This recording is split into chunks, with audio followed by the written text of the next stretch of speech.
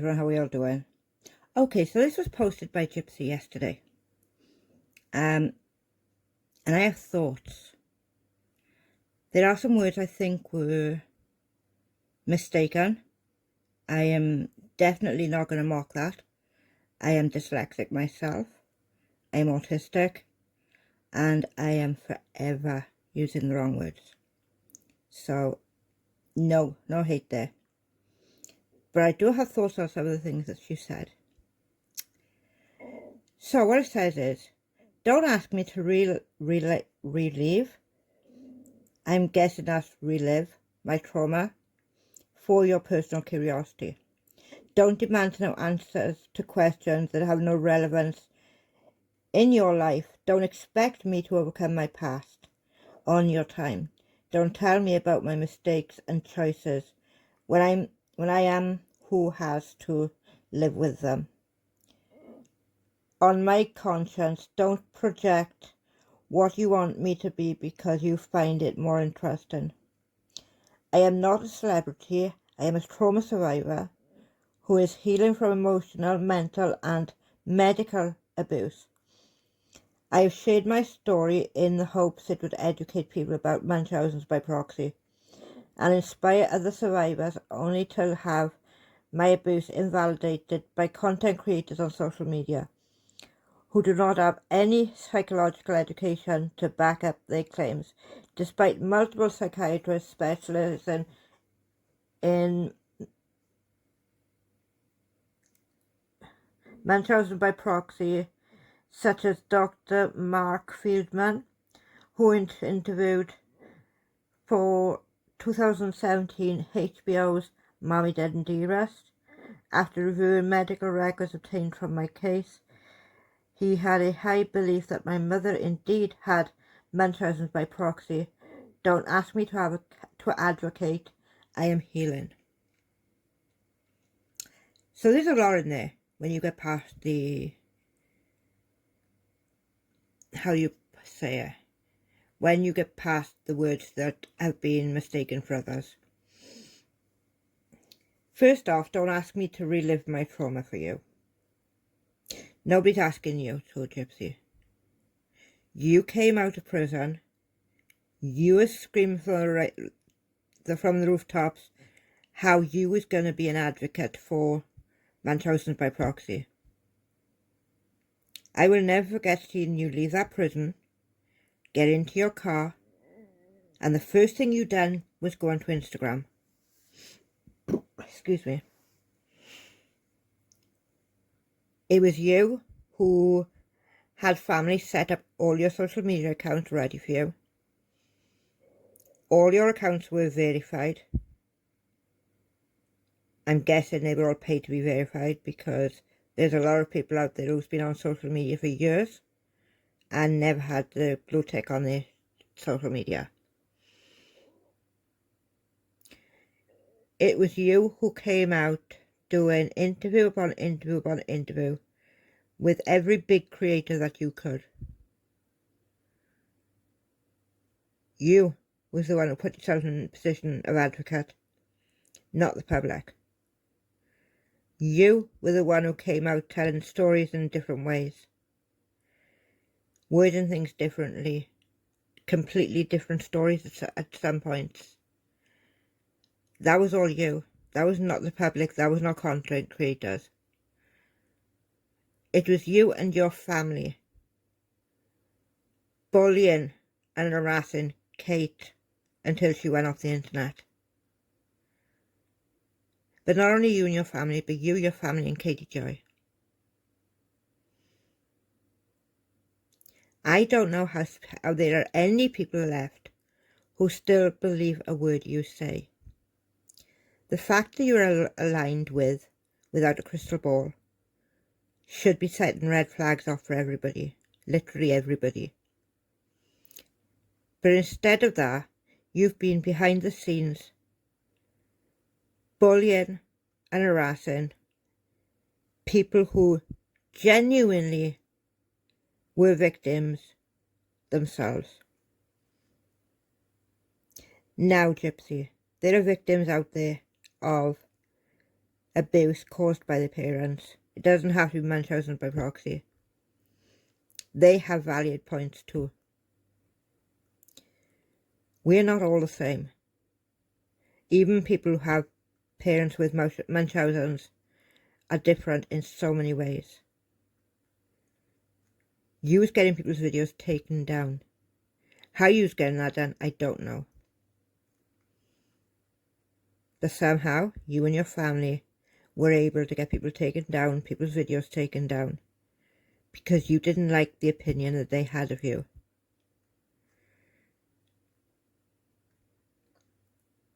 We have watched you from day one of coming out from prison. The lies upon lies upon lies. One day you'll tell one story, the next day it'll be something completely different. How many interviews have you done at this point, Gypsy? How many times have you said you want to be an advocate for Munchausen by proxy? I get the impression that you want to be the only one who is advocating for Munchausen by proxy, because no one else's experiences of it stand up to yours. And if they do, you take their stories and use them as your own. In every interview you have done, you have never ever mentioned going to the police. You said you was too scared to go to the police. You didn't think anyone would believe you if you went to the police. But never that you went there. But after Kate talked about her going there and her sister, then you decided you went to the police. Then you decided that was going to be your story.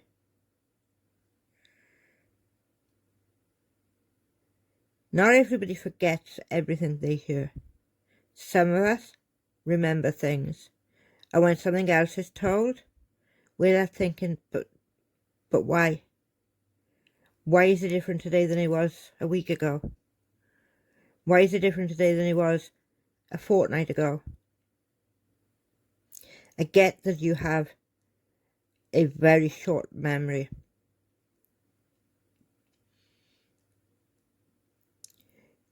You made yourself an advocate. You declared yourself an advocate. You want people to read your book. You want people to watch your documentaries on Lifetime, so you can make more money.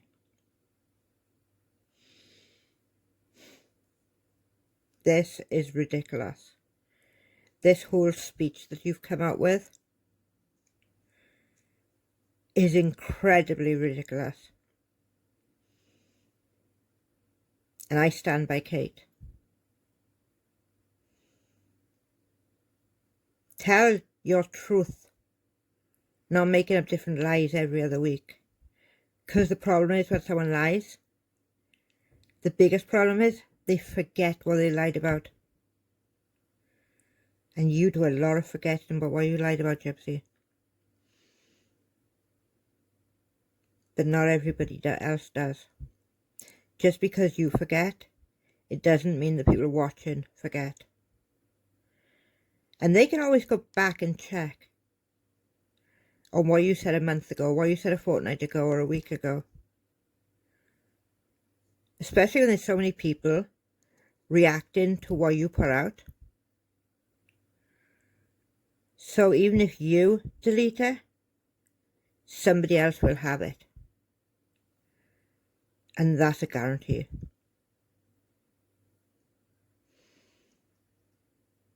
So please, do everyone a favour.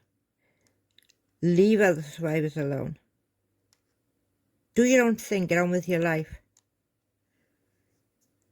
Digging at your ex-husband the way you are is bang out of order. You're bang out of order. It's funny how we haven't seen Ken around for a while, isn't it? Maybe you've split up or something, I don't know. But the rumours going around. And that's how easy it is for someone to start a rumour. But Kate told us that from the date you got released, she started getting bullied. And then all of a sudden you didn't know who she was. Oh, please. I'm pretty sure you and your stepmom have looked up survivors of MBP.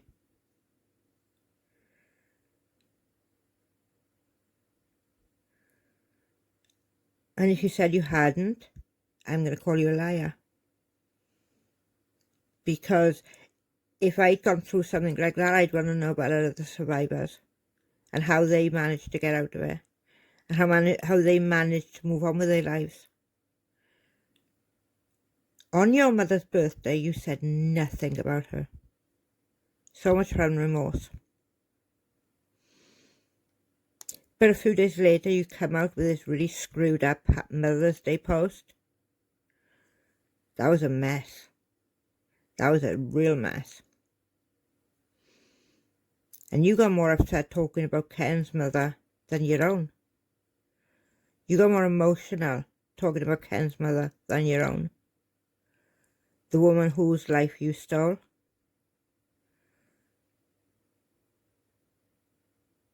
Nick may not be an angel, but he deserves a free trial, a fair trial.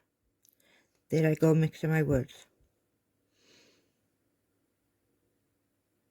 But you don't want that, you Gypsy. Are you afraid he's going to say something? Are you afraid that he's going to say something that could get you into more trouble? That could put more charges on you?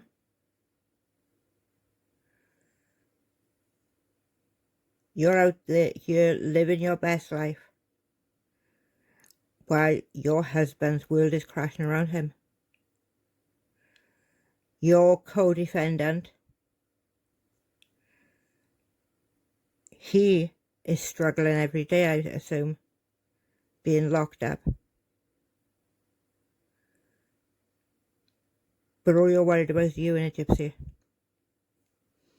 Nobody else matters, because you are number one.